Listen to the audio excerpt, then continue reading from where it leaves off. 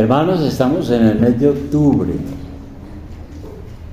Recuerdan que hace 15 días les dije que habíamos hecho una encuesta por ahí a ver qué tanto las personas conocían sobre la reforma.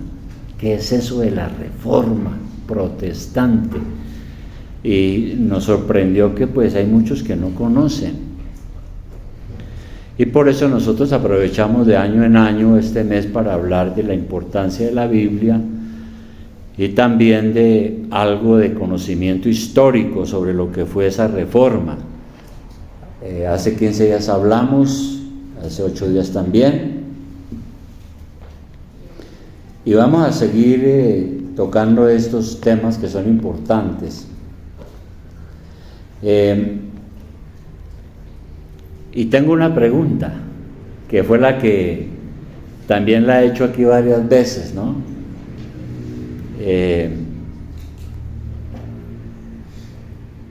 Estuvimos hablando de que en el siglo XVI, Lutero, que era un monje agustino, la Biblia no se conocía. Y dice la historia que él estaba por allá en una biblioteca consultando muchas obras del papado y todo eso, y dice la historia que se encontró un libro en latín, y ese libro decía que Biblia. ¿Y esto qué es? Biblia. Y como él sabía varios idiomas, se puso a estudiarla, y estudiando la Biblia llegó y se encontró con la epístola de San Pablo, y sobre todo un versículo que le llamó la atención, y era: porque en el Evangelio la justicia de Dios se revela por fe y para fe, como está escrito, mas el justo por la fe vivirá. Él creía que él iba a ser salvo por ser cura y por ser muy devoto y por hacer muchas oraciones y por ser muy austero en su vida religiosa, y se dio cuenta que no, que el asunto es de fe.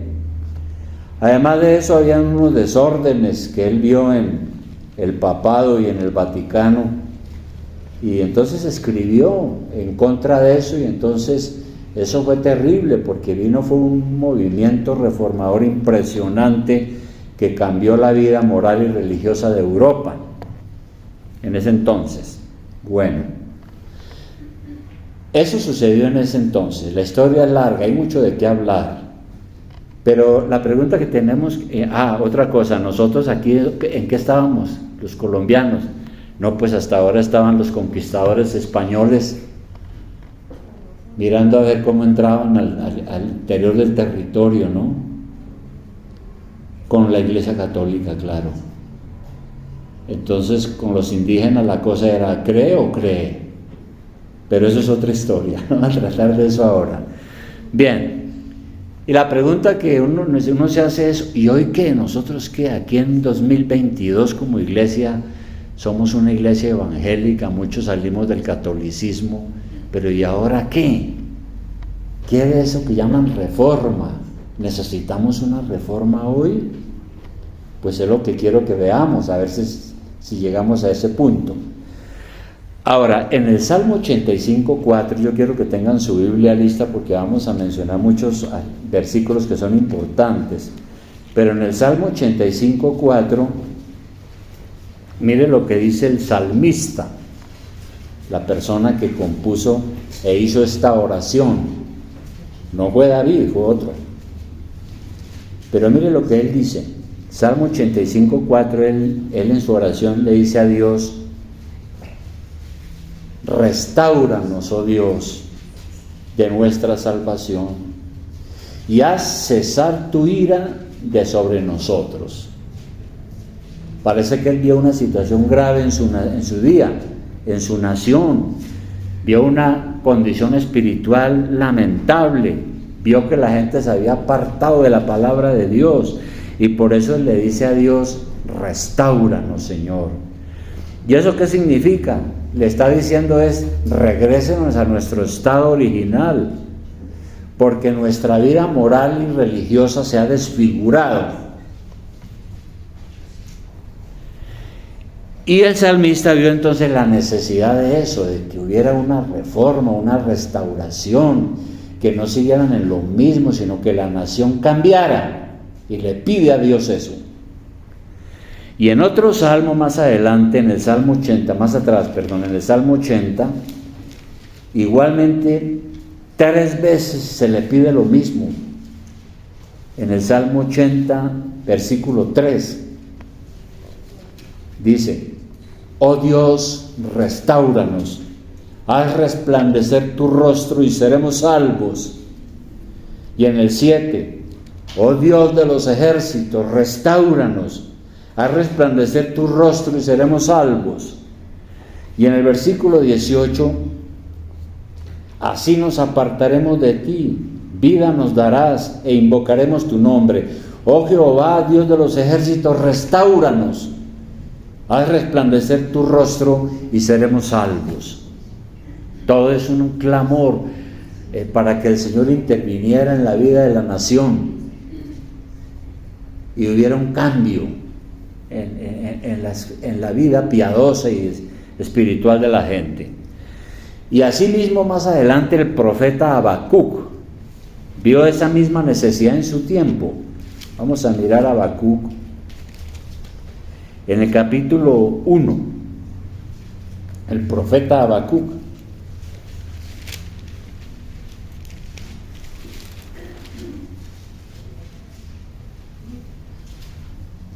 En el siglo VII, dicen algunos que él escribió esto. Y ahí en el capítulo 1, versículo 2, mire lo que dice aquí lo siguiente. Desde el 1, la profecía que vio el profeta Habacuc: ¿hasta cuándo, oh Jehová, clamaré y no oirás? Y daré voces a ti a causa de la violencia y no salvarás. ¿Por qué me haces ver iniquidad y haces que vea molestia? Destrucción y violencia están delante de mí, y pleito y contienda se levantan. Por lo cual la ley es debilitada, y el juicio no sale según la verdad. Por cuanto el impío asedia al justo, por eso sale torcida la justicia. Oiga, cualquier parecido con la realidad es tremendo, ¿no? No es mucho de lo que estamos viviendo aquí. Y ya estaba en la época de Habacuc. Y él dice: mire, yo estoy cansado de ver tantas cosas. ¿Por qué no interviene, oh Dios? ¿Hasta cuándo voy a clamar y no oyes?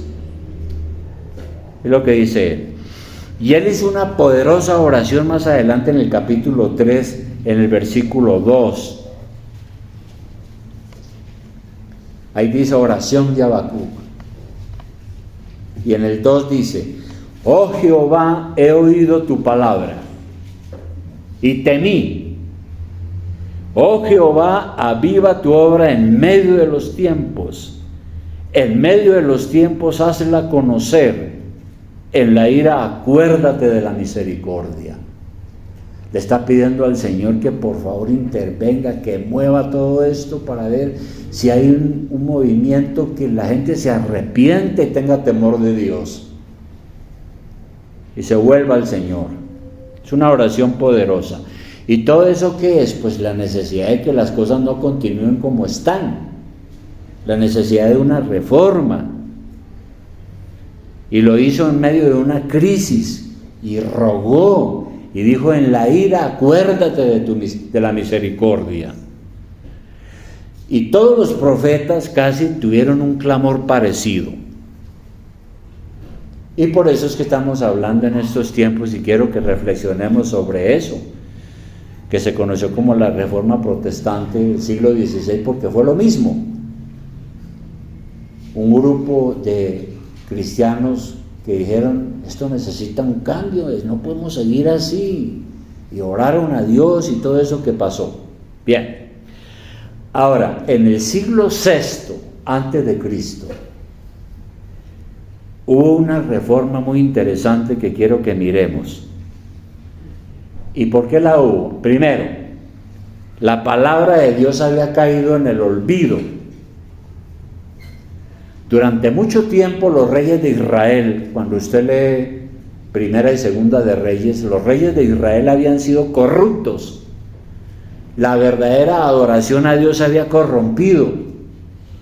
La ley de Dios ya no era enseñada. Esa era la situación en el siglo VI. Entonces subió un nuevo rey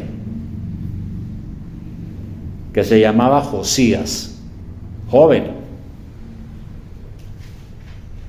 Heredó el trono muy jovencito, siendo un niño, pero a la edad de 18 años empezó como a gobernar en forma. Se llamaba Josías. Y él vio esa situación, y entonces él intentó hacer cambiar las cosas. Y la reforma que él hizo consistió en rescatar las escrituras. Eso sí es terrible, ¿no? Que pase el tiempo y los años y yo no sé qué irá a pasar si el Señor no viene antes, pero que por allá mi bisnieto de mi bisnieto de mi bisnieto le hablen de la Biblia y digan, ¿qué es eso? ¿Cómo se llama? ¿Qué es eso de la Biblia? Las Santas Escrituras, pero ¿qué es eso? Yo no sé. Eso sí es terrible, que las generaciones olviden la palabra de Dios. Entonces, vamos a leer Segunda de Reyes capítulo 23. Segunda de Reyes capítulo 23. Segunda de Reyes capítulo 23, versículo 1. Y como les decía, subió al trono Josías.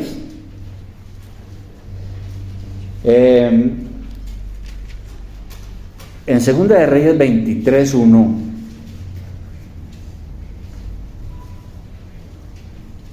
pero yo creo que antes vamos a mirar Segunda de Reyes 22:3-8. Segunda de Reyes 22:3-8. Ya leemos el otro. 3 al 8. Segunda de Reyes 22, versículo 3. ¿Ya? Bien, dice aquí: a los 18 años del rey Josías, envió el rey a Safán, hijo de Azalía, hijo de Mesulán, escriba, a la casa de Jehová, diciendo. Entonces está gobernando Josías y manda unos ministros de él a que vayan a lo que se conocía como la casa de Dios. Versículo 4: ve al sumo sacerdote Hilcías y dile que recoja el dinero que han traído a la casa de Jehová, que han recogido del pueblo los guardianes de la puerta, y que lo pongan en manos de los que hacen la obra, que tienen a su cargo el arreglo de la casa de Jehová, y que lo entreguen a los que hacen la obra de la casa de Jehová para reparar las grietas de la casa, a los carpinteros, maestros y albañiles para comprar madera y piedra de cantería para reparar la casa, y que no se les tome en cuenta del dinero cuyo manejo se les confiare, porque ellos proceden con honradez. Tremendo, ¿no? Josías se dio cuenta que la casa de Dios, el templo y todo eso estaba muy mal, lleno de grietas. Entonces va a reparar y hace un llamado a carpinteros, a toda la gente que trabaja, que recojan el dinero que hay y van a trabajar en esto, gente honrada.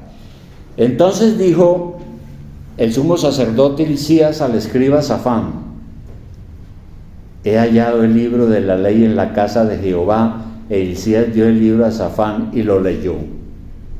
Resulta que en el tema de la reparación del templo y de todo eso, encontraron un libro, el libro de la ley de Dios. ¿Cómo sería grave la situación espiritual de la nación? ¿No es cierto? Terrible. Hallaron el libro de la ley y se cree que era Deuteronomio, el que tenemos aquí en la Biblia. Ese fue el libro que encontraron.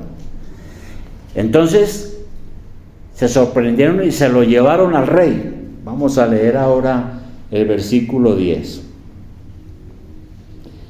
Asimismo, el escriba Safán declaró al rey diciendo: el sacerdote Hilcías me ha dado un libro. Y lo leyó Safán delante del rey. Y cuando el rey hubo oído las palabras del libro de la ley, rasgó sus vestidos. Recuerda que esa era una práctica de los judíos, ¿no? En momentos de dolor y de crisis ellos rompían sus ropas. Era terrible. Pero lo que se dio cuenta cuando leyó el rey estas cosas es que ahí estaba la razón de todos los males de la nación. Versículo 12 y 13 dice: luego el rey dio orden al sacerdote Hilcías, a Hilcán hijo de Safán, a Acbor hijo de Micaías, al escriba Safán, a Asaías siervo del rey, diciendo: id y preguntad a Jehová por mí. O sea, le dice a los sacerdotes: vaya y oren por mí, busquen a Dios, y por el pueblo y por todo Judá, acerca de las palabras de este libro que se ha hallado, porque grande es la ira de Jehová que se ha encendido contra nosotros, por cuanto nuestros padres no escucharon las palabras de este libro para hacer conforme a todo lo que nos fue escrito. ¿Cómo le parece? Se encuentra en un libro, el rey lo lee y dice: pero esto es lo que nosotros debemos de practicar, nos hemos apartado de Dios. Leyó el libro de Deuteronomio, y lo primero entonces que produjo este nuevo gobierno, en el caso de Josías, es el rescate de las escrituras. Fue una reforma que él inició. Vamos a darle a conocer al pueblo las escrituras. De manera que esa reforma trajo como consecuencia un arrepentimiento también, el abandono de las prácticas pecaminosas, por ejemplo, las prácticas de la astrología. Leamos Segunda de Reyes ahí en 23:4 ahora. Ahí dice: reformas de Josías. Usted puede leer eso y vale la pena que lo lea todo, pero aquí vamos a leer parte. Dice: entonces mandó el rey al sumo sacerdote Hilcías, a los sacerdotes de segundo orden y a los guardianes de la puerta que sacasen del templo de Jehová todos los utensilios que habían sido hechos para Baal. ¿Sabe quién era Baal? El dios pagano, que le sacrificaban hijos.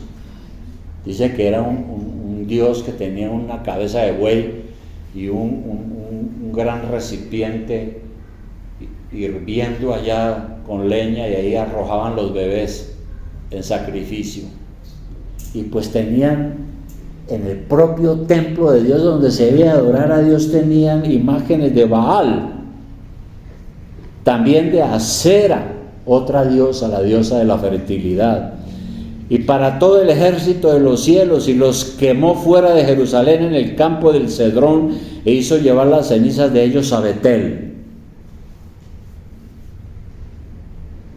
Es tremendo, porque es una limpieza. Y dice: y quitó a los sacerdotes idólatras. O sea, los sacerdotes ya no predicaban la palabra de Dios, sino que eran idólatras, que habían puesto los reyes de Judá, los anteriores, para que quemasen incienso en los lugares altos, en las ciudades de Judá y en los alrededores de Jerusalén, y asimismo a los que quemaban incienso a Baal, otra vez, al sol y a la luna, a los signos del zodiaco y a todo el ejército de los cielos.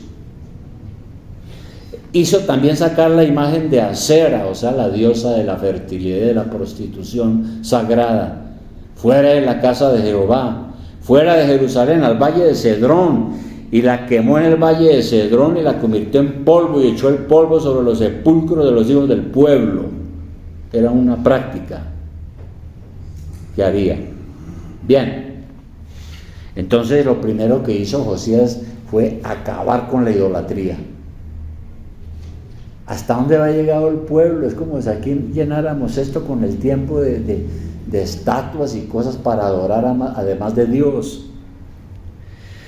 Pero también acabó con la prostitución idolátrica, porque mire lo que dice el 7: además derribó los lugares de prostitución idolátrica que estaban en la casa de Jehová, en los cuales tejían las mujeres tiendas para Asera. Porque en aquel entonces habían mujeres que servían de sacerdotisas para tener sexo, y eso era un rito sagrado.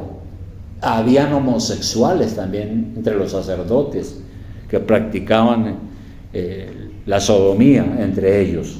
Y Josías los acabó a todos, no dejó a nadie. Celebró la Pascua, Segunda de Reyes 23. Fue una reforma tremenda. En el 21, Segunda de Reyes 23, 21.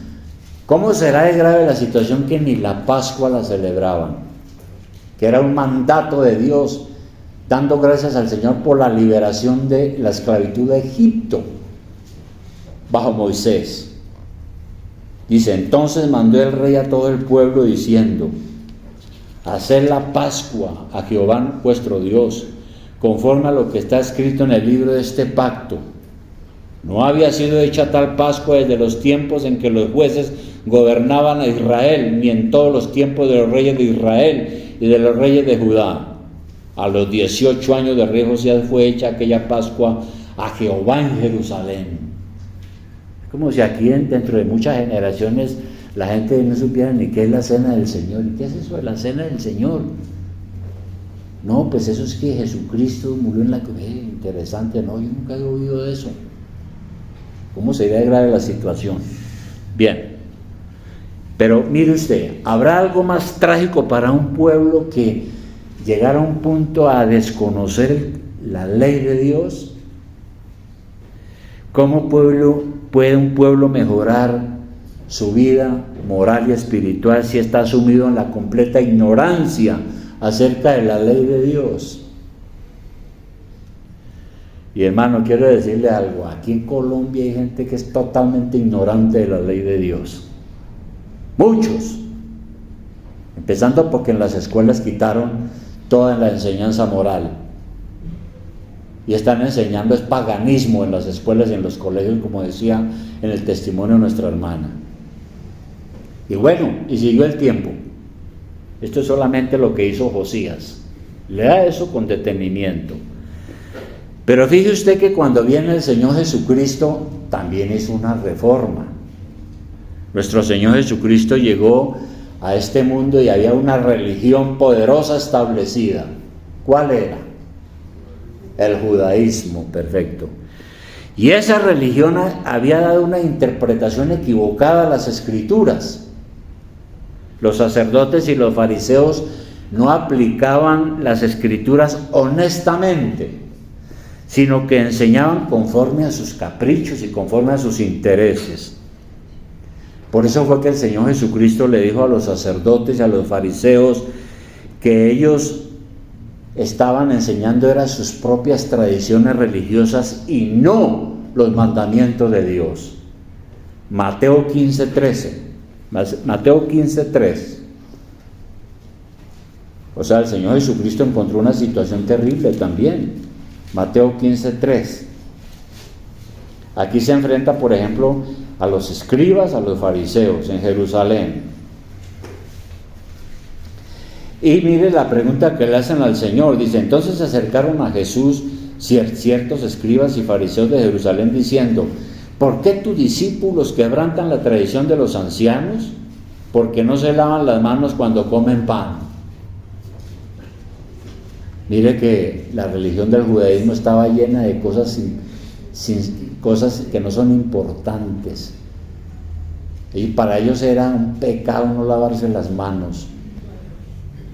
Y el Señor dice, respondió y les dijo: ¿por qué también vosotros quebrantáis el mandamiento de Dios por vuestras tradiciones?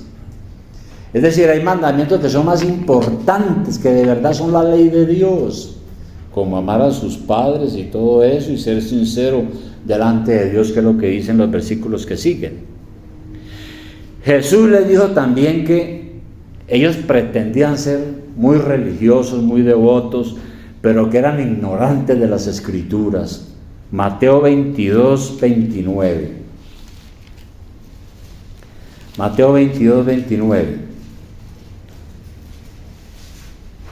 Entonces respondiendo Jesús les dijo: erráis, ignorando las Escrituras y el poder de Dios.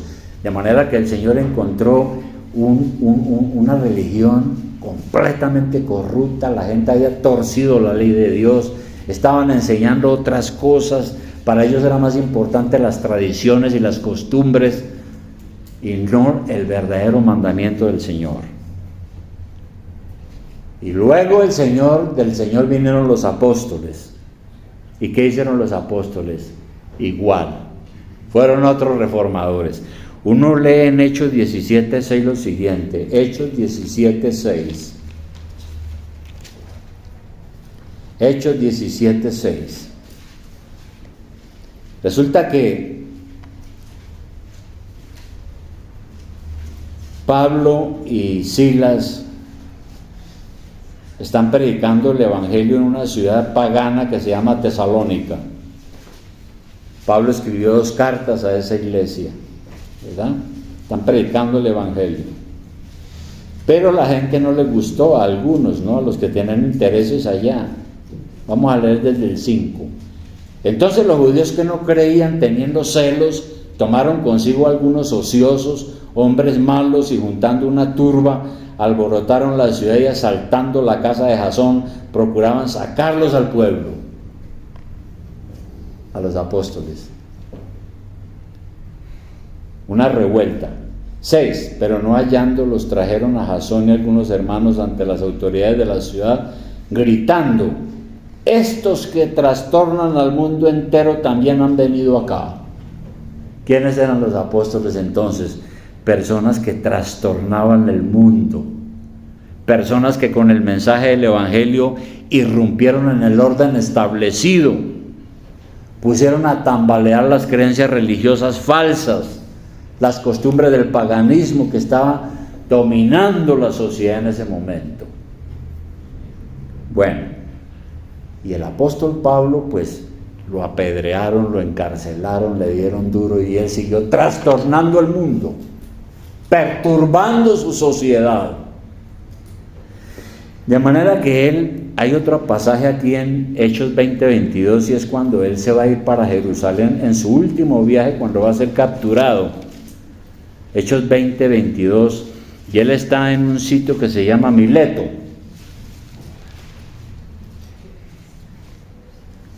Mileto, Hechos 20:22, y él da un discurso, y él le dice lo siguiente a todos los hermanos que están con él allí: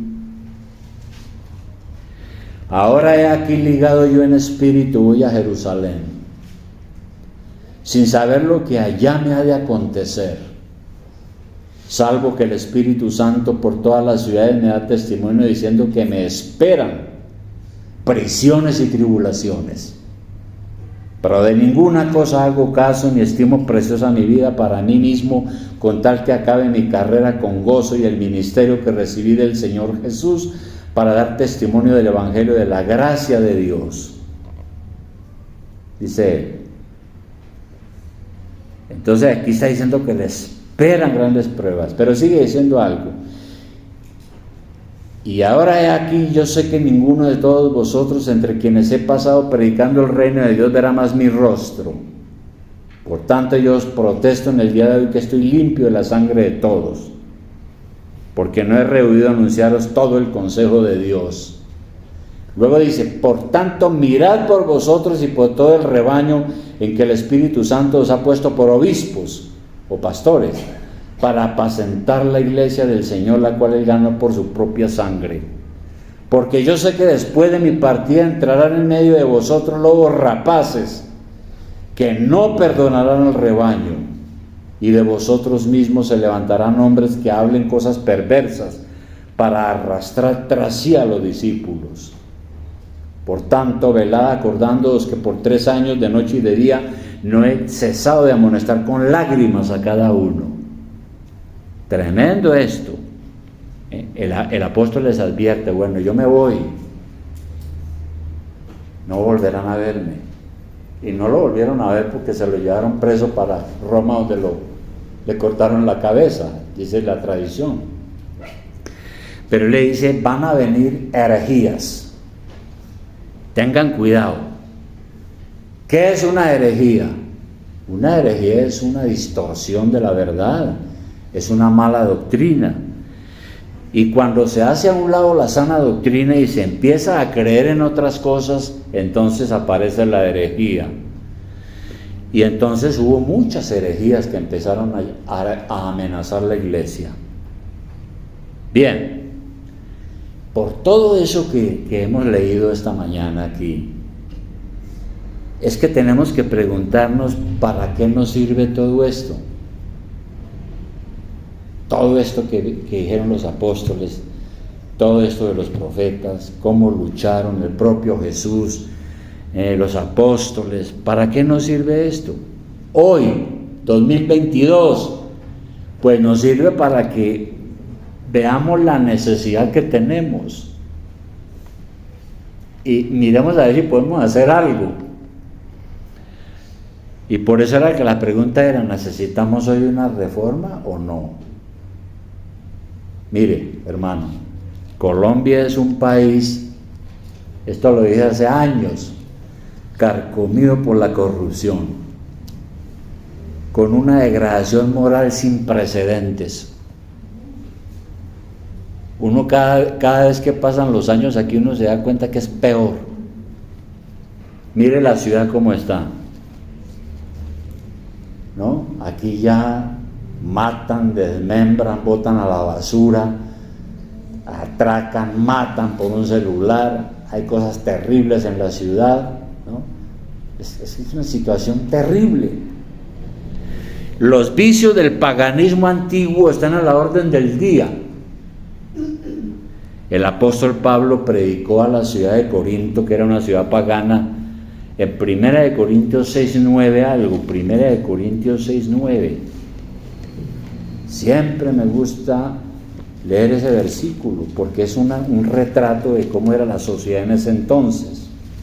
1 Corintios 6:9.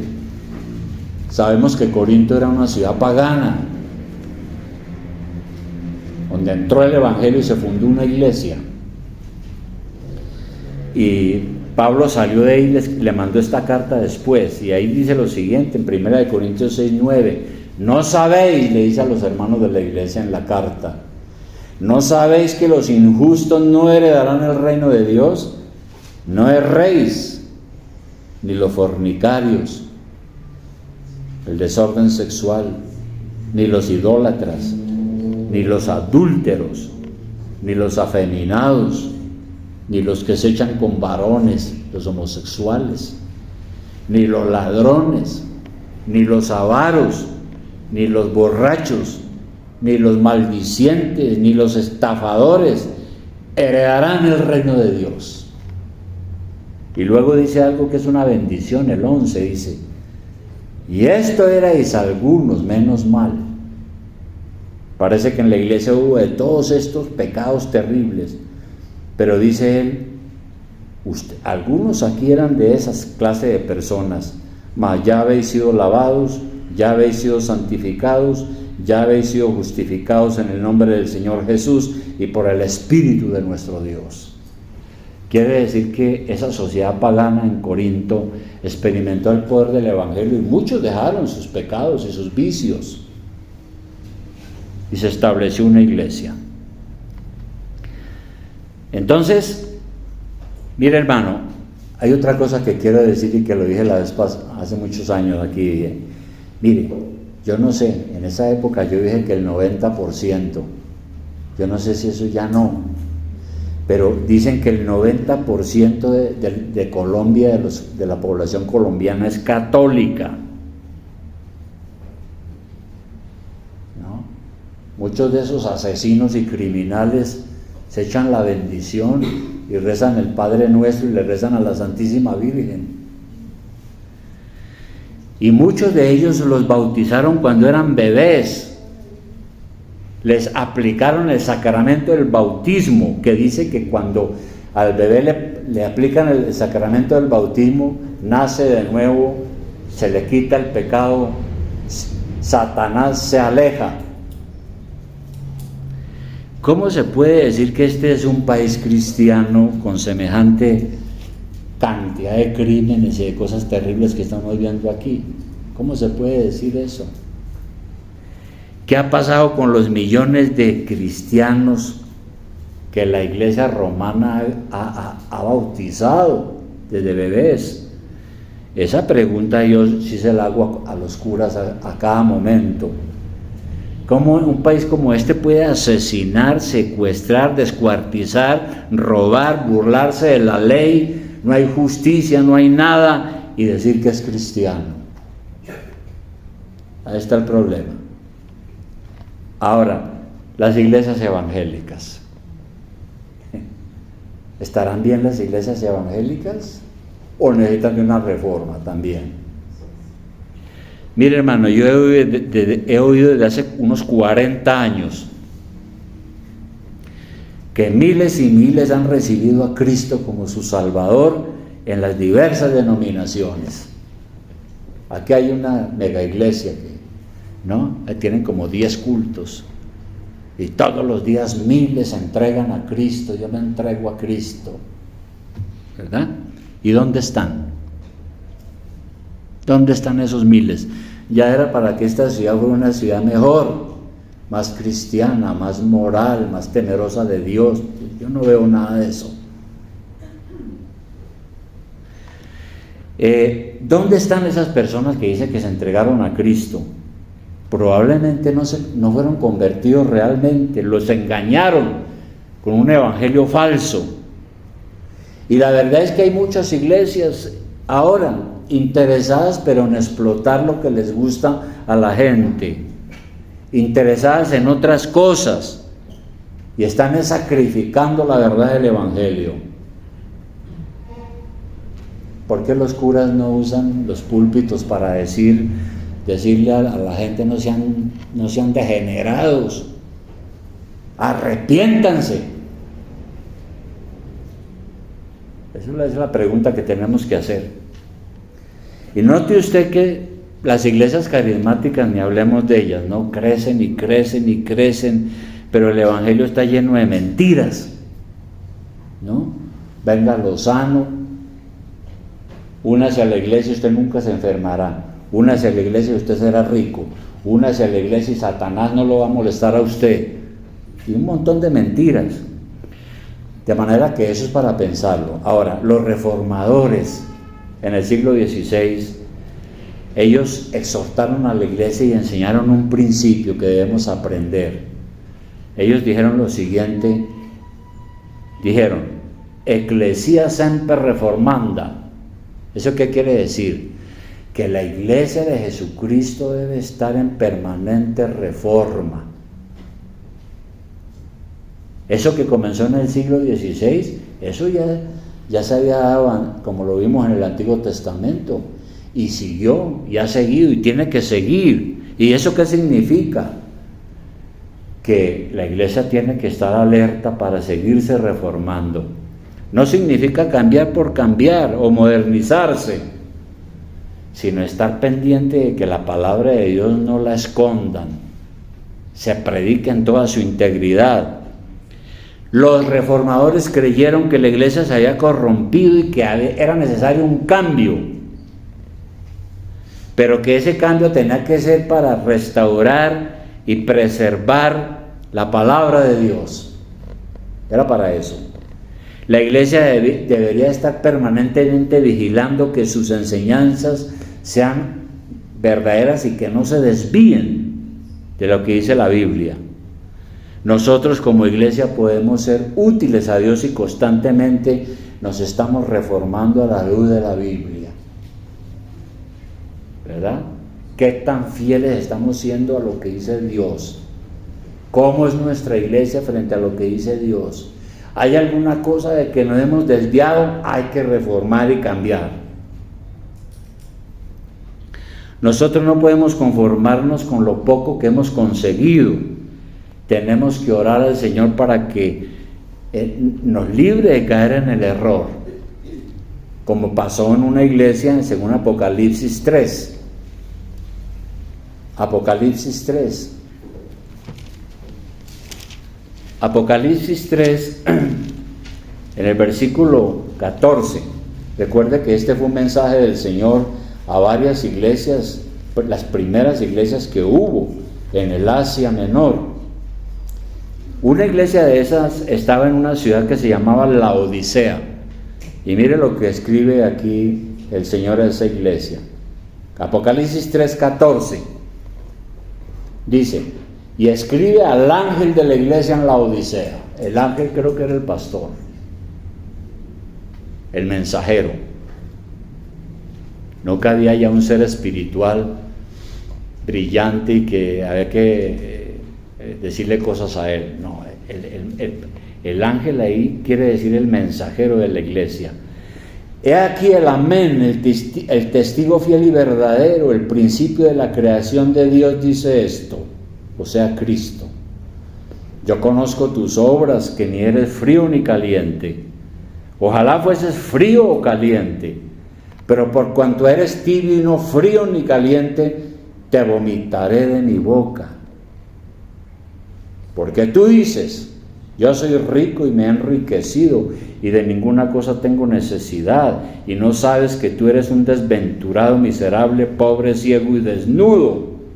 Por tanto yo te aconsejo que de mí compres oro refinado en fuego, para que seas rico, y vestiduras blancas para vestirte, y que no se descubra la vergüenza de tu desnudez, y unge tus ojos con colirio para que veas. O sea que la iglesia había caído en un estado de ceguera, de frialdad, de miseria espiritual, y el Señor tuvo que reprenderla de esta manera tan terrible y tan dura para que se arrepintiera. Y esa iglesia, ¿qué necesitaba? Reformarse a la luz de la palabra de Dios. Mientras la Biblia sea la norma de fe y de nuestra práctica, vamos a estar firmes y no vamos a cometer errores. Pero si una iglesia se aparta de la verdadera doctrina, espera lo peor. ¿Qué es lo que está pasando hoy? De tal manera, hermanos, que para concluir, yo creo que Dios está interesado en esto que llamamos la reforma. Cuando Lutero murió, siempre me gusta recordar esto.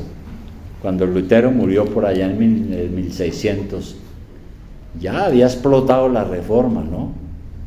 Ya en varios países se le rebelaron al Papa y le dijeron: no le damos 5 centavos más a usted, porque usted no es el representante de Dios en la tierra, ni a usted lo nombró Pedro. Cuando sucedió eso y Lutero murió, estaban celebrando el Concilio de Trento. ¿Y qué fue el Concilio de Trento? Fue un concilio de todos los obispos de la Iglesia Católica del mundo para ver qué iban a hacer con la reforma protestante. Había que acabarla, había que exterminarla. No podemos perder el dominio, dijo la Iglesia Católica. Y cuando murió Lutero y supo el Concilio de Trento que él se había muerto, dijeron: el padre de la reforma se murió, el padre de la reforma ha muerto. Pero todos los países de Europa que se habían convertido a Cristo y a la reforma dijeron: no, el padre de la reforma no puede morir, porque el padre de la reforma es Dios y su madre es la Biblia. No somos los hombres. De manera que eso sí fue impactante, ¿no? Las reformas entonces se inician con personas verdaderamente cristianos, que aman la palabra, que son honrados, que trabajan para que la iglesia sea fiel al Señor y a su palabra. Y la reforma, ¿cuándo comienza? Pues comienza con uno mismo. Cuando nos sometemos a la Biblia como nuestra norma, sometiéndonos a la palabra y obedeciendo. Yo soy un cristiano porque sigo a Cristo, y soy reformado porque quiero ser fiel a la palabra y a lo que me dice el Señor. Por eso soy reformado. La reforma se da cuando en la iglesia estamos buscando cómo agradar a Dios mejor, siendo celosos de la doctrina, fieles a la iglesia, porque el egoísmo, la envidia, el protagonismo, todas esas cosas son un obstáculo para que la iglesia avance. Entonces, hermanos, La pregunta es, ¿estamos listos a trabajar por la reforma, por nuestra reforma? A orar, a estudiar las Escrituras y corregir el error cuando se presente, y corregirlo con amor. De manera, hermanos, que roguemos al Señor para que Él nos dé la gracia abundante para esta tarea, ¿no? Y aquí una iglesia puede tener 10,000 personas, pero equivocados. Es mejor tener 30 en la palabra, fieles a la palabra, honestos con el Señor, deseosos de continuar con todo esto que Dios nos ha mandado sobre este mundo, sobre este planeta. Usted es esa persona listo a trabajar. No nos podemos quedar callados, ¿no? A cualquier parte donde vayamos, no nos podemos quedar callados.